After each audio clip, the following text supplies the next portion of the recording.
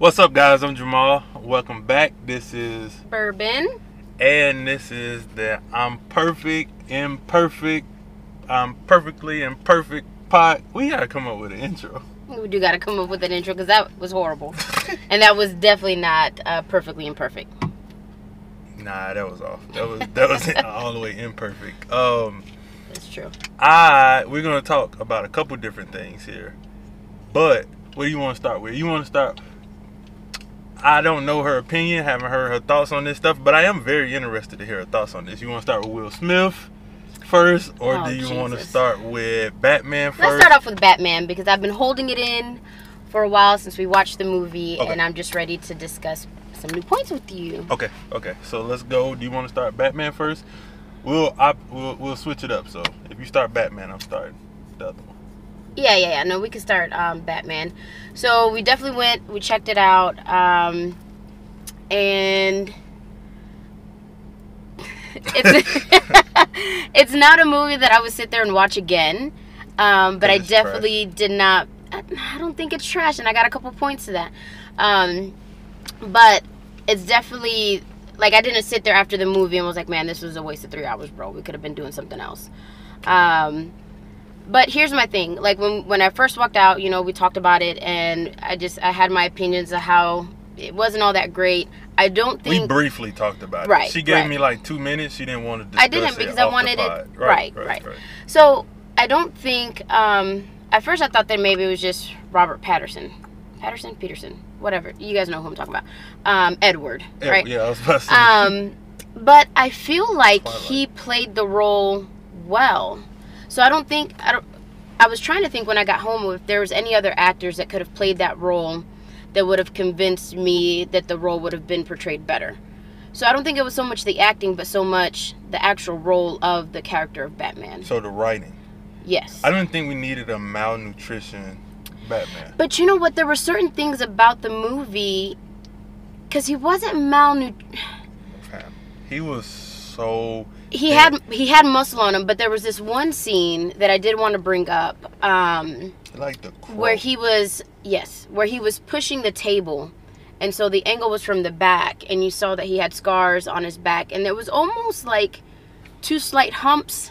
Oh, spoiler alert! By the way, if you haven't seen the movie, we about to spoil it. Oh yeah, we've given please y'all turn it off right now. Ample amount of time to watch this. Sorry. Right. We've given y'all ample amount of time, but definitely spoiler alerts. Sorry. Yeah. So he had like these little humps right on his back, like where his shoulder blades are supposed to be. And when my initial thought when I saw that, I was like, oh, I get it, because he's Batman, and it kind of looks like if at any moment wings would sprout from those spots. But he was still fit. Why are you laughing at me? I'm being serious. Because I feel like you're reaching. I don't. No. I'm not reaching. Okay. Everything has to be done on purpose. Okay. Right. And he was still buff. I mean, he wasn't like all the other, ones, but he was still fit. Now, the first time I noticed it, though, was with the Penguin, which I made the comment on you. With Penguin, he had a scar on his face, and when you looked at him at face forward, face on, it almost looked, with his nose and the cut, that it was a beak. So I think they were very clever with helping, like getting them to match the characters. Now, the Riddler I did not care for at all. Why not? Because he was a kid. Like, he was just like this dorky kid. And see, and that's my problem with that character specifically. These people do exist. Those type of... I know it. Those type of serial killer, they tried to make them like a Zodiac killer type deal. I get those people do exist, but it was just so over the top for me. Like him, the way he was laughing when they found, like, it just was too much to me. So you want to know my opinion why I think we didn't care for this Batman? Yes. Here's my opinion. One, I'm a lot older than Jamal, but I grew up on Catwoman being Michelle Pfeiffer and the Riddler being oh my god, of course I was gonna say Ace Ventura. Jim Carrey. So like in my mind, right, these characters, when I was first introduced to them, these were these iconic, huge cartoon like, right, cartoonish characters, And so now they're changing it, and I get what they're doing. They're trying to be a little bit more dark, and go that way versus being kid friendly, but more, you know, just dark for it to reach a different crowd.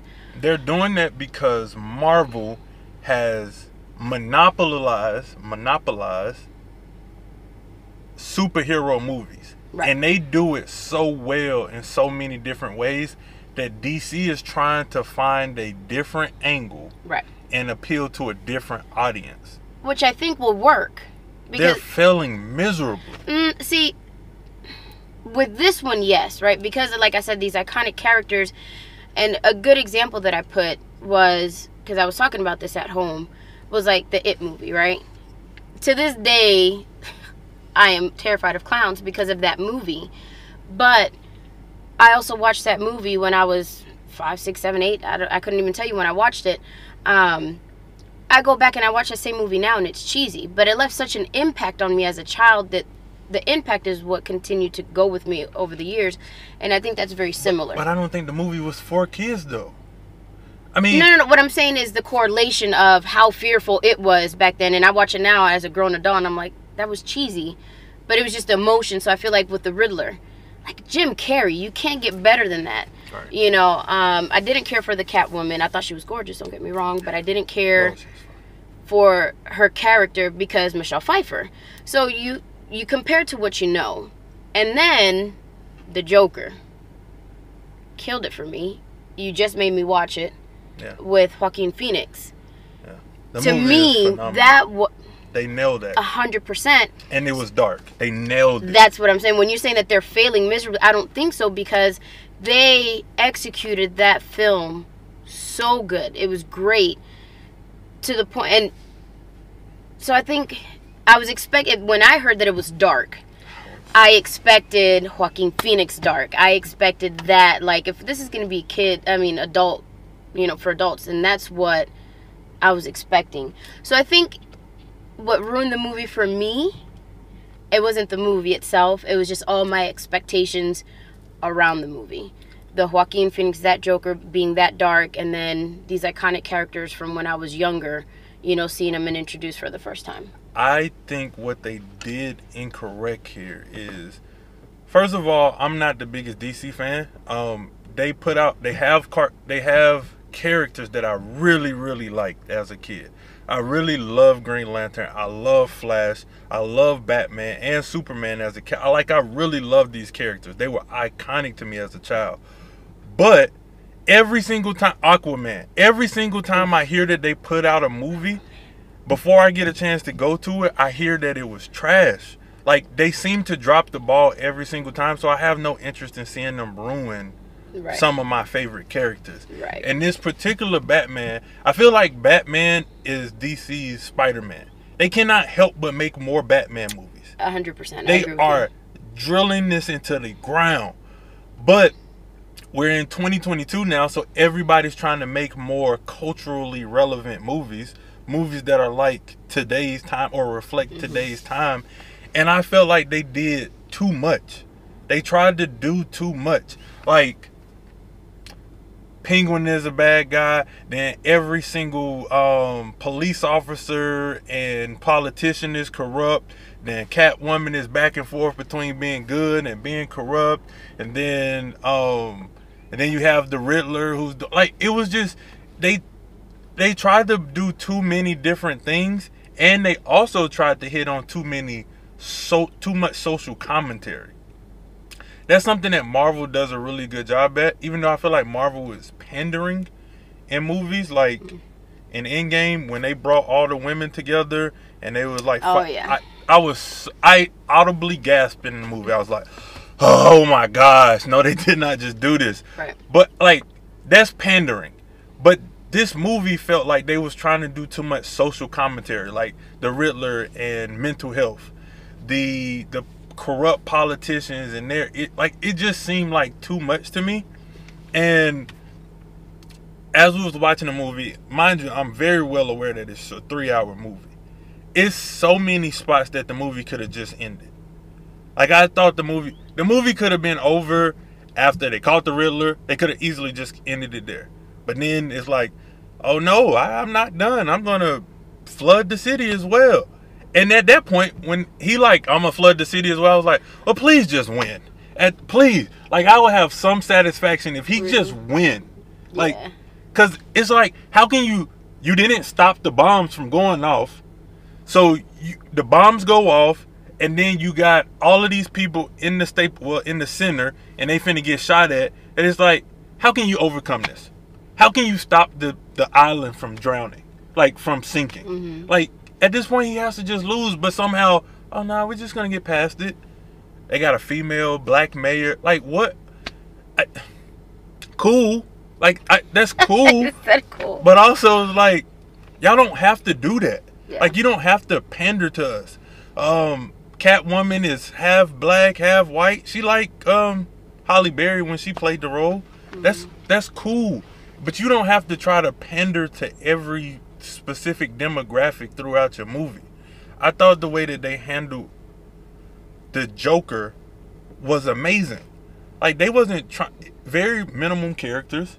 It's about 4 or 5 main characters in that movie. That movie was insane. It If was you have so not good. watched it, I recommend that There's you no do. way you watching this. There's no way you watch Batman and you didn't see the Joker. There's no way.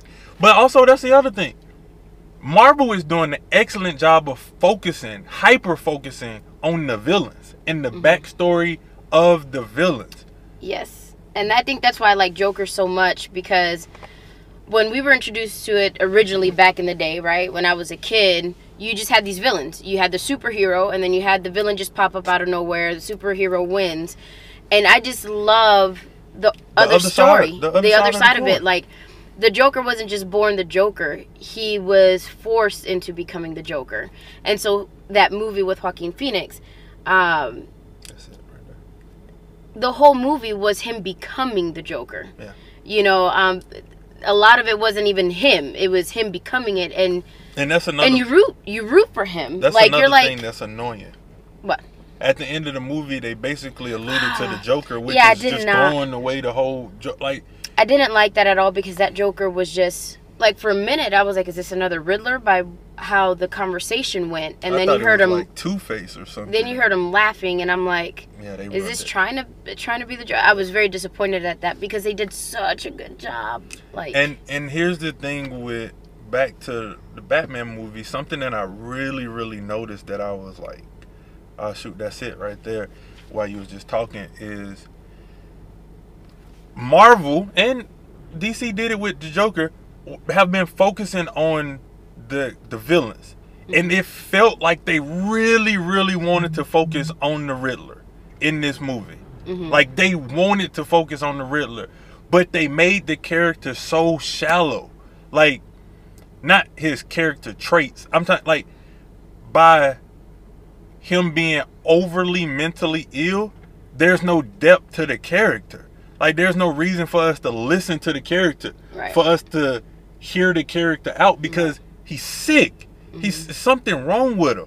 Even like, they could have definitely played out his story a little bit more, because the backstory of him doing what he did was because they were ignored and gave so much attention to Batman, or Bruce Wayne. But I feel like they would have developed that side in that story. Maybe have a scene of him, how it affected him, and what made him become so dark, and then decide to, look, I have to go after all these people that caused this one thing. I think it would have had a little bit more depth, like you're saying. and he also was like, I don't even think about it like this.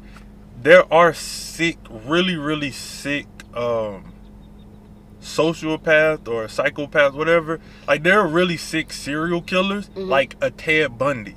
But even the Ted Bundy story is very fascinating because of the human being. Right. The Riddler lacked any human being characteristics. They just made him a vessel for violence. Right. He didn't have to be that way. He could have easily, very, very easily, been a deep character. Even the Zodiac killer that they was mimicking him after was deeper than this. Like, it just felt like it lacked, and his logic behind it wasn't even good enough to me. Well, that's what I'm saying. They touched on it very briefly, why he was doing what he was doing. You know, when he had the conversation with Bruce Wayne, explaining, you know, why he had to come after all these families. So if they would have developed that story a little bit more, I think then you would have had some kind of compassion towards him and what he was doing. Like when you hear it, you're like, oh, well, you know, he's right. These people are corrupt. They should have been. But I think they could have added more emotion to that, to link him, to get him a little bit more grounded with the character, so that you're actually torn between who do you want to win. Yeah, like, you know? Black Panther, you was like, whoa, Killmonger makes a really good point. Like, maybe we should be helping other countries. And you're like, well, but T'Challa makes a fantastic point too. Like, we remain safe by being in our own little bubble. And I felt like as he was taking down each person, they kept saying, like, they was talking about who's the rat and this like, what's the secret that these people are. I felt like all of it ended up being super shallow. That's another thing. Falcone was another villain. It was too many villains. Yeah. It really was like five different villains. Yeah. And at the bottom of it all was so very shallow. Like, it was like an onion. And they just made us keep peeling back layers after layers after layers. And the payoff wasn't there. The payoff was gone. I was like, at some point, as he was taking down different pieces, I was like, oh man, he must have really good motivation behind this. Like, I'm pumped up for the motivation and the reason behind this. And it just was like a deflated balloon. Yeah, no, like, absolutely. I agree with you. I agree with you. I think somewhere midway, I was like, this is trash. There was a lot of levels that they could have taken just a few more minutes, taken out some of the fluff. They built a lot of added, levels. They did, to where we would have been torn. Like, this is what they're doing. And they told us briefly why he had to take this family down, right? Or why they were involved. But if we would have learned a little bit more on his side, like how it affected him. So, like, if it would have gone back and forth to his childhood and the crap that he had to deal with, and then to this villain or this family, whatever, that they're taking down, I think that would have given the movie a little bit more. You would have been a little bit more. By the end, I was just like... You were exhausted, bro. Yeah, it's because they built up so many different storylines for none of them to pay off correctly. In my opinion, none of them to pay off correctly. So by the end of it, it's like, bro, I just want this to be over. Please, stop it. Like, now, oh, I'm going to blow up the island too. I'm like, okay. All right. This movie could have been... Oh, it could have stopped. I do have to say, there was 2 scenes... Yeah, let's talk about scenes. Yeah, please, let's talk about There scenes. are 2 scenes that I absolutely loved, and you probably think I'm crazy, whatever. But the chase scene, I'm a Cars girl. The chase scene, the Batmobile. I do think they could have done better with the Batmobile. But it was the first time they showed it, it was really loud. Yeah. But then when they left, like, the parking lot, it was mad quiet. I was like, it was not. It was not quiet. Especially, but anyway, that whole scene where he's chasing Penguin was amazing. I loved how, you know, the fire and he blew up and Penguin thought he had him and then here he is. So that, I love that scene. And then the scene where he got off the elevator and he was fighting, and it was in the dark, and he was fighting all these cops. So they were shooting, so the light from the bullet, you know, the fire, was like lighting up the scene, so it was like very choppy. But I don't know, I just think that was beautifully done, both of those scenes. Yes. I absolutely in the loved movie them. She was like, oh, that was so cool. I know. I was all giddy about those. But that was pretty much it. Me on scenes. Trash. I don't know. It was about 2 hours into the movie and I was like, why is it still raining? It's been raining the entire movie. He said that like the first 20, 30 minutes in. He was like, Bert, do they not know that it doesn't have to rain the whole movie? Like 30 minutes later, an hour later, Bert, it's still raining. Like, I hate the rain. Why is it raining? Why is it raining, bro? Like, I understand the Batman character, but it doesn't have to rain for 3 hours and essentially 10 days. Yeah, it really did. It rained the whole movie. It was very rare where it was like daytime. And when it was daytime, it was very dreary, like it's about to rain. And then when it was nighttime, it was pouring down raining. He did complain about that a lot. I'm like, really, bro? But because it's like, it's unnecessary. Like, when I watch movies, because I make video content and I plan on directing documentaries and all that stuff, as I watch movies, I watch that stuff like, why? What's the creative decision behind this? And I understand the allure of Batman and it being dark, but at no point did the rain serve the the story. It didn't. Yeah. It didn't move the storyline forward at all. It was just so frustrating. That movie was very frustrating. It left you blah. Yeah. Like, there was so much more, so much story, so much more element that could have been, you know. Again, if you're a Batman fan, yeah, go watch it. Do I think it's going to be one that you're going to be like, oh, I got to go see it again? Maybe, maybe not. Leave your comments below. Tell us what you guys think. Yeah, sure. But sure. I'm making my family go see it because they are huge Batman fans. And I told them I will stay home with the baby. Y'all go and watch it. After the movie, this is what I came to you. Well, I was going to ask her after the movie, but she said it out by herself. But as I was leaving the movie, I was like, in my head, I was like, this is trash. This movie is so trash. And then I thought to myself, what dictates if a movie is good or trash? And what dictates that for me is, will I ever watch it again? Or how bad do I want to watch it again? If I really, really want to watch a movie again, like I went and seen Spider-Man and told her we got to go see it immediately. And me and her whole family went to go see it like the next day. Because I thought it was that good of a movie. But in Black Panther, I did the same thing. Some movies are so good, I have to go see it again. And some movies you leave out like that and like, I never have to see that again. Not even one single part of it. And I'm the opposite. Right? I can see a movie. Like, I am a huge Fast and the Furious fan. Huge. I'll go watch it in the theater and then I'm okay. Now, if I have friends that want to go watch it again, yeah, sure, let's go, you know, go for the ride or whatever. But it's very rare. I can count on one hand how many movies I actually enjoy watching over and over and over and over and over again. But me, after I watch it once, you did your job, you entertained me, it was good. I didn't shut you off, I didn't walk out. So it was worth it to me. But I don't know, I'm just not that person to sit there and just watch the same movie over and over. I will watch a movie several times just because of the fascination. Like, I have to show you The Irishman one day, which even though it's 3 hours long, I have to show you that movie. But it's just certain movies that I feel like are just so good. And like The Irishman, somebody was like, oh, it must be really, really packed with action. No, it's not at all. Actually, it's very little action in the movie. It's a lot of talking. But to me, it's just so intriguing. Just phenomenal acting. But we digress. When I left out of the movie theater, and not necessarily that day, I didn't have the words to express how I felt about it. But besides that it rained the whole time. I would like to meet the director because he deserves to be slapped. And speaking of slapped, we do not condone violence. Somebody got slapped this weekend. Will Smith was wrong. Somebody got slapped this weekend that maybe or maybe not deserve. Let me tell y'all how I found out the news, right? Bestie over here. I'm already sleeping. Bro, I was about to go to bed and I just opened up Twitter. I get a snap with this clip, of course, from him. And I'm like, is this real? Did this really happen? Is this, like, was this made up? Did they plan this? Was this, you know, like, is this, because I thought it was fake. From what I heard, the viewings were very low.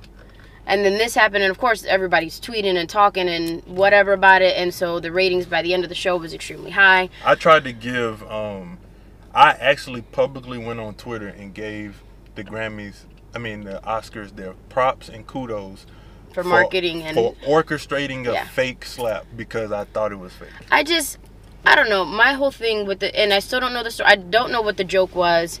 I read a couple things where, you know, I guess it was something to do with Jada, like illness or something that she has going on. So he said, something Jada, I hope to see you in G.I. Jane, the sequel. And because he was referring to her bald head. But apparently she has autoimmune disease. She has alopecia.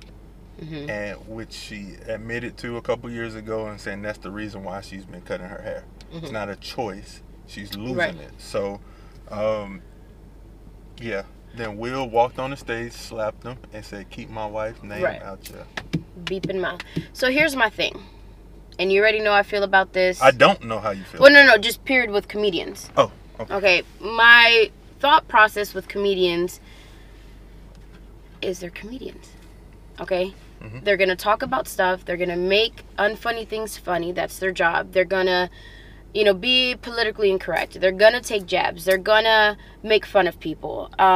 If you don't like it, then don't be present. Like that, you know, that's just my thing. So like with the whole Kevin Hart thing, we won't even go into that. But there's, you know, so many controversies. There was Kevin Hart. There was Dave. Huge one right there. And mind you, I'm part of that LGBTQ ABC community. Okay, I didn't see anything wrong with what he did. He's a comedian. Like it's what they do. So all that to say, she's not trans.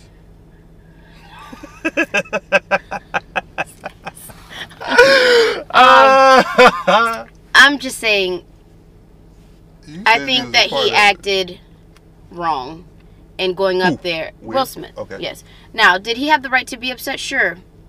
So Fine. He shouldn't be protecting black women, is what you're trying to say? That's what he said. He was protecting his wife. Was he? Online is 50-50, by the way. Because she wasn't in any threat. She wasn't in any harm. She wasn't. No. You got offended. You got your feelings hurt, and then you felt that you had to sit here and make a statement. So apparently, I don't. And here's my number one thing. I am more disappointed in Will because I look up to him, and I see, like, I love his story. I love his journey. I love what he represents, his work ethic. And then for you to go up there and not be able to control yourself. And so I don't know. Here's me. I am tired of hearing about it, though. I'll tell you that. So I'm sorry if you're one of me. Hold on. And here I am on both sides of the fence because I spend a lot of time in indulging in comedy, and I, to the ultimate degree, defend comedians. Right. I think all comedians have the right to joke about whatever they want. choose. Yep. And it's your right as a listener, as a consumer, to feel whether or not you're offended by it. I'm never offended by jokes. I don't care racial or. Yeah, me either. I'm never offended by jokes. Now, a joke can be unfunny. I've recently heard jokes that was just unfunny, and maybe they had a racial undertone. If it's not funny, it's not funny to me. Right. That's how I feel. Right. But I'm not offended by it. It's like, man, that's corny, bro. That's corny. Right. I don't think that this joke was it was a very soft joke. It wasn't that bad. Right. And he wasn't really trying to make fun of her. Like, he wasn't even saying like she was ugly. Like G.I. Jane was supposed to be a beautiful woman. Oh, she a beast. It's not like compare me to G.I. Jane. Yeah, like it was, to me, honestly, it was just a throwaway line, bro. Yeah. Will getting on stage and slapping the piss out of him, though. Made a fool of Will. He made a fool of himself, I feel like. You don't agree? No. Because I believe that comedians can say whatever they want to say, but I also believe they have to accept whatever consequences come. And I feel like he did he not? No, 100%. Yeah. And he just took it and then kept going. Like, yeah. And same thing with Will. I don't believe he should have reacted that way, but I do believe he has the right to respond however he wants to respond. I believe he has the right to respond, but not lay your hands on somebody in the middle of. I disagree with him hitting somebody, but I do believe that if that's what he wanted to do, then that's what he can do, and you have to accept the consequences. So if they take the Oscar away from him, that's what he deserves. If they ban him, that's what he deserves. I don't agree with that. I think that you are a public figure. You have so many people that look up to you. You want to represent a community, and then you sit here and you lose. I understand that. You know, he apologized too. Would you like to hear the apology? I mean, we can, but the apology doesn't remove what you did, especially if the apology has an excuse attached to it. I don't know. I haven't heard it. But I'm just saying, and you know, I feel this way. When you're in the light, when you are a celebrity, when you are famous, when you are whatever, I believe that there's certain responsibilities that you have, and you're put in a different light. Different things are expected from you. You coming up while a man's doing his job and go up there and slap him, you know, like, to me there was just no question in that whatsoever. Look it up on your phone. Go to his Instagram. I believe. Who's Instagram? Will's? Yeah, he put on Instagram, and I'll read it out. But I believe that Will, first, he's just a person. Like, I get that this, I'm a role model, I'm a this person, I'm a figure, I'm this, I'm that. At the end of the day, just a person. We all have natural reactions and responses to things. And I don't agree with his response. I just don't agree with the action in general. But I do agree with him having the right to do it. I don't want to say right, but having... I guess right is the right word. Like, people get slapped every day, man. Like, and if I make a joke about somebody at a comedy show or on this podcast, and I see them in person, and they slap me, I gotta accept that or respond to it, because that's what I made the joke. I said it. I gotta stand on what I said, and I gotta stand on what I did. And I do believe that Chris Rock is doing that. Like, Chris ain't apologizing for what he said or what he did. Well, you can't, because, you know, at that point you already said it. I got a new phone, so all my logins are off, so I don't... Well, I can't pull it up either, but... Well, I mean, I'm here on Instagram. This is a different one. The thing about him getting slapped, though... let me read this apology, and we can discuss this apology. It starts off bad, so I'm sorry. Alright. He's trying to prepare me. Violence in all forms is poisonous and destructive. My behavior at last night's Academy Award was unacceptable and inexcusable. Jokes at my expense are a part of my job. But a joke about Jada's medical condition was too much for me to bear, and I reacted emotionally. I would like to publicly apologize to you, Chris. I was out of line and I was wrong. I am embarrassed, and my actions were not indicative of the man I want to be. There is no place for violence in the world of kindness or love and kindness. I swiped it away. I would also like to apologize to the Academy, the producers of the show, all the attendees, and everyone watching around the world. I would like to apologize to the Williams family and my King Richard family. I deeply regret my behavior deeply regret that my behavior has stained what has been an otherwise gorgeous journey for us all. I am a work in progress. Sincerely, Will. How do you feel about it, the apology? She didn't have to apologize from the get-go. And that's my thing, like, no. So you don't accept it? I'm sorry, it's like you're Will Smith. Like, no. You preach one thing and you're known for one thing, and then you're just going to sit here and no, like, look, I'm a beast when it comes to my family and protecting my family. Like, but I'm going to say this. Go ahead. Finish. But I'm just saying there's just certain things, like, just no. That's all I can say. I listened to Will's entire book, and he spoke about in his book how he's dealt with insecurities and how he's felt like a coward his entire life because he didn't protect his mom. And my camera's going dead. But how he dealt with insecurities, and because he didn't protect his mom when he was growing up. His mom was abused by his dad, and he always felt like a coward because he never stood up for his dad like his sister did, like his brother did. Right, I do remember that. He didn't do anything about it. So you trying to say that this... fed up, bro. No. He a little fed. Honestly, Will Smith is fed up with people talking about him, talking about Jada. He is a online punching bag, and he had just had enough. Last night, well, not last night, but at the Oscars, he just had enough. He had enough, and he snapped. No, it's not. People are allowed to snap. People are allowed to make bad decisions. No. Yes, we are. No, I'm sorry. People not allowed to make bad decisions. You are allowed to make bad decisions, but a bad decision like that being Will Smith, no, you're a punching bag. You're anybody that's a celebrity, anybody that's online, you're constantly going to get beat up. You're constantly going to be talked about because you can't please everybody. somebody's always going to have something bad to say, no matter how good or perfect or whatever you are. Why are you going to fuel the fire? And it's like, again, taking everything away. I don't care about what everybody's opinions are. Like, you're Will Smith. You're somebody that, for me personally, has been a role model, somebody that I looked up to, that I admire. And then to see you lose your crap like that, you know, over a joke, a comment that... Don't do that, though. Don't do what? You... Uh-huh. Want to... We're building a platform here. We started a podcast. Okay. To build a platform. Perfect. We do not want somebody to put us on a high pedestal that we are not allowed to make mistakes. We're not allowed to say wrong things. We're not allowed... Oh, you're going to get all of that.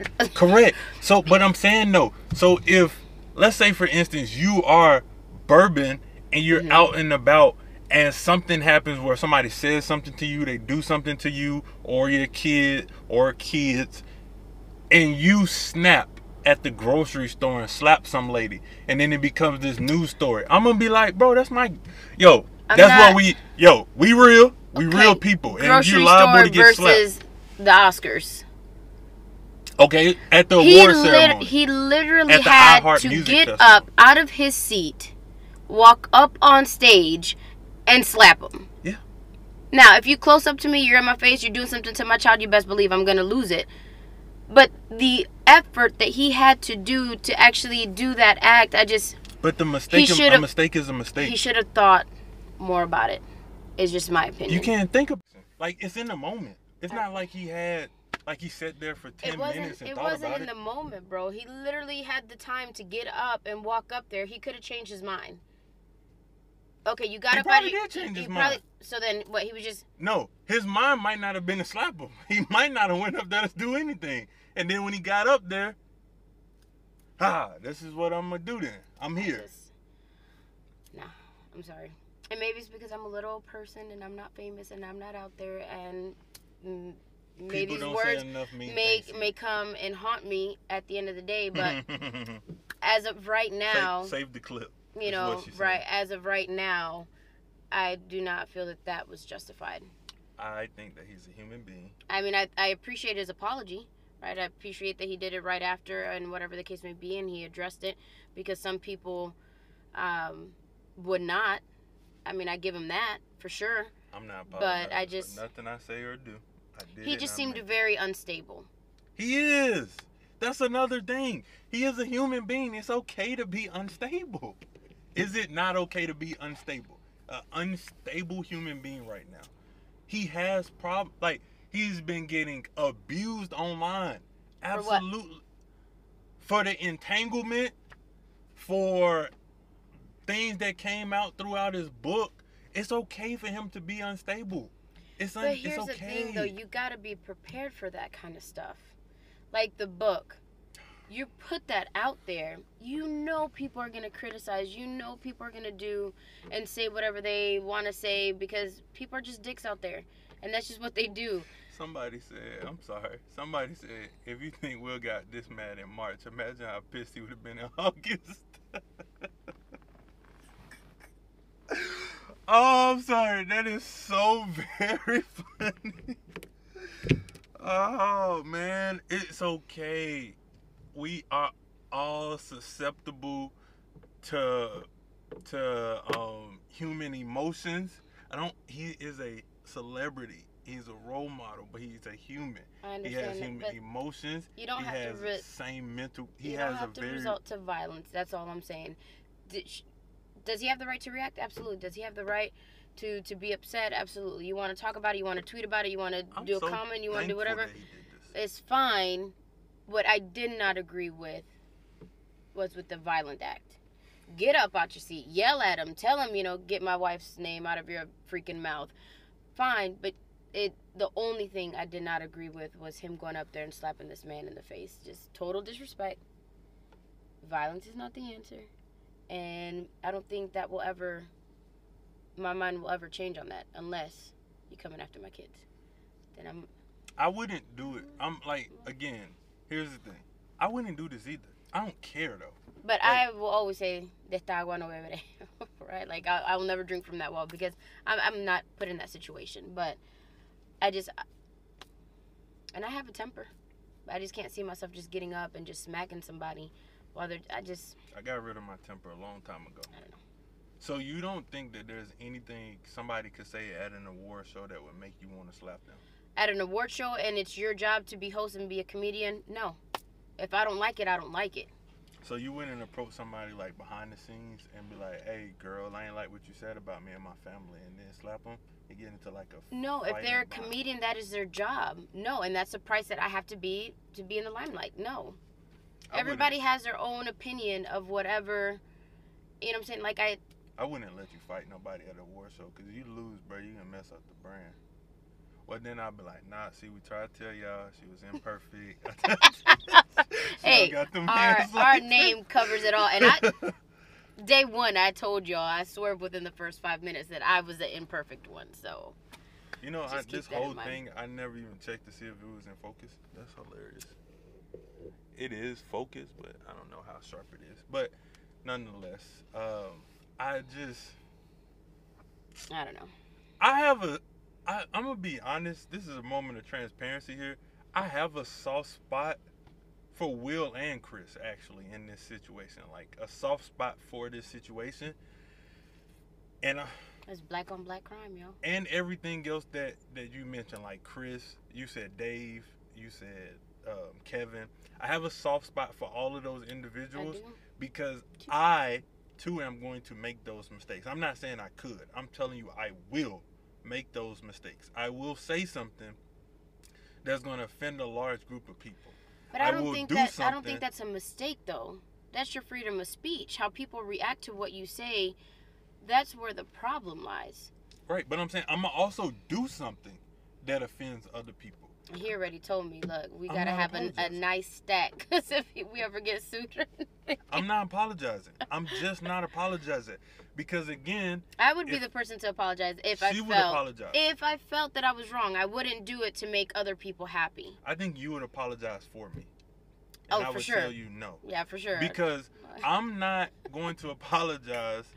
If I said it, I meant it. Because I think things out. And I will still say things incorrectly. If I said it, I meant it. And if I did it, I meant it. I have a feeling there'll be many moments in our career that I'd be like, y'all, I'm sorry. That's just who he is. Yeah. And I'm not going to say I'm saying. Unapologetically him. Unapologetic at all times. And you can most certainly save perfect. this. Yep. You can save this clip. I'm telling you. We've had this conversation for 3 or 4 years. Yeah, we really when Kevin Hart made his decision and said the things, well, when they brought up the stuff and he apologized, told him absolutely not. I would never. Yeah, I would never. But I agreed with you on that. With the whole Kevin Hart thing. I definitely agreed that he didn't have to do it. 1, it was so long ago. And 2, he had to really apologize for it. Yeah. Like, but things like that I don't agree with because there's so much hate within that community within a totally different topic. But there's so much hate. You know, you have your femmes against your masculine. I was going to say dyke, but that might be one that y'all get me. I like dyke, so it doesn't offend me at all. You know, you have your trans against your drag queens.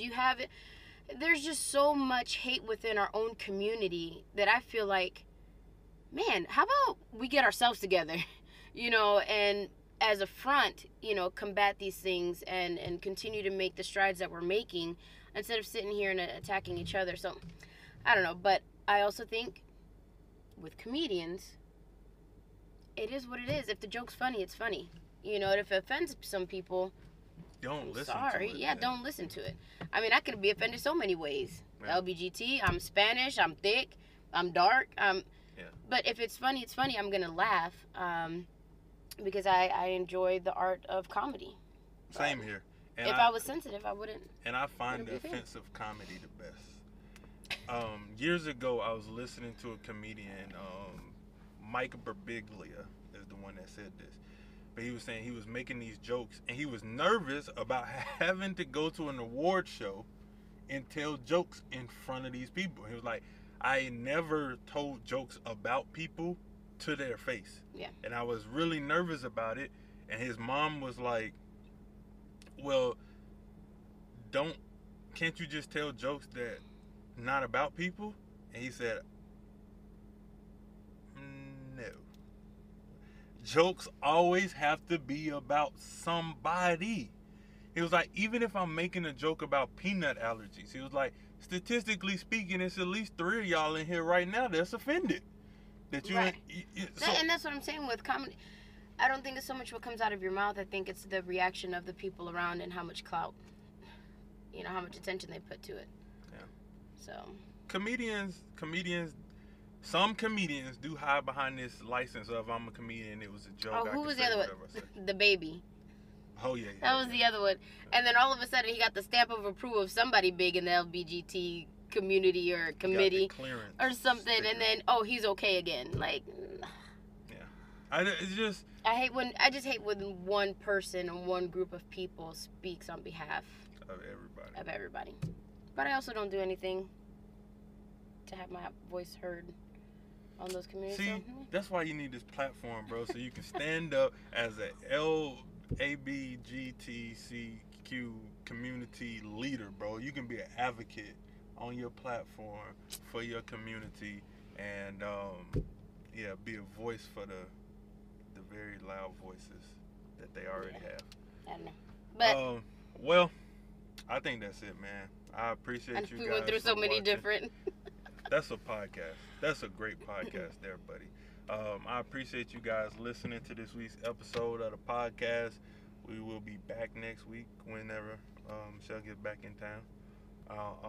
And we'll be back on it, man. I appreciate y'all so much. And until next time, see y'all later. Take care.